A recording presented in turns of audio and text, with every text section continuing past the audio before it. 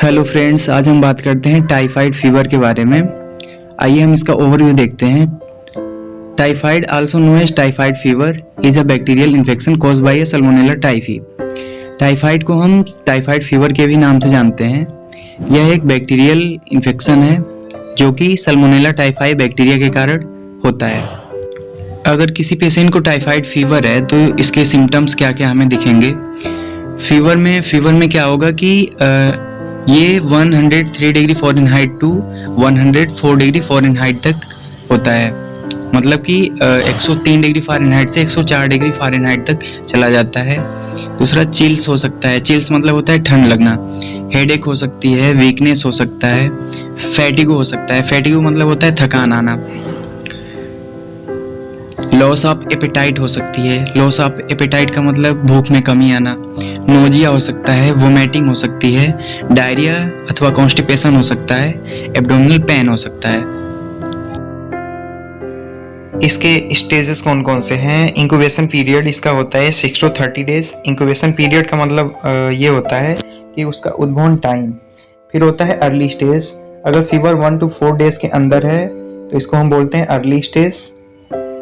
ठीक है, इसमें आता है फीवर, हेडेक एंड फैटिगो। फैटिगो मतलब होता है थकान। फिर होता है इंटरमीडिएट स्टेज।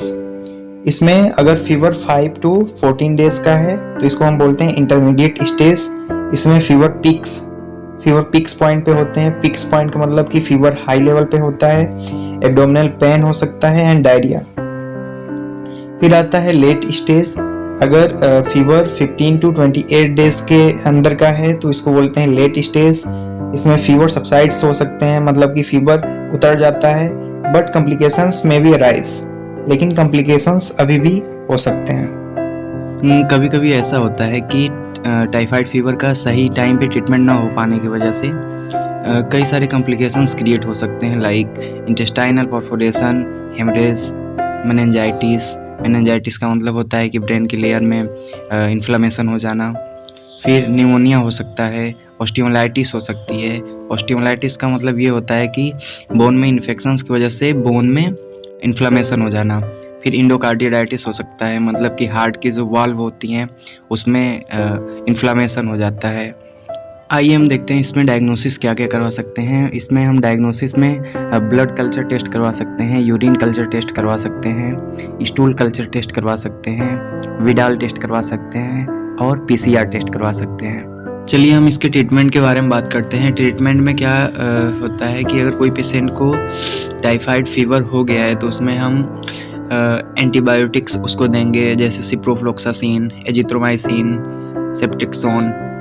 अगर फ्लूइड की कमी हो रही है बॉडी में तो उसको फ्लूइड रिप्लेसमेंट करेंगे, उसको रेस्ट करने के लिए बोलेंगे पेशेंट को। आइसोलेशन टू प्रिवेंट ट्रांसमिशन, मतलब कि संक्रमण को रोकने के लिए पेशेंट को हम आइसोलेट करेंगे। चलिए दोस्तों, ये वीडियो आज यहीं समाप्त करते हैं। If you have any questions or suggestions please let's know through comment. Thank you.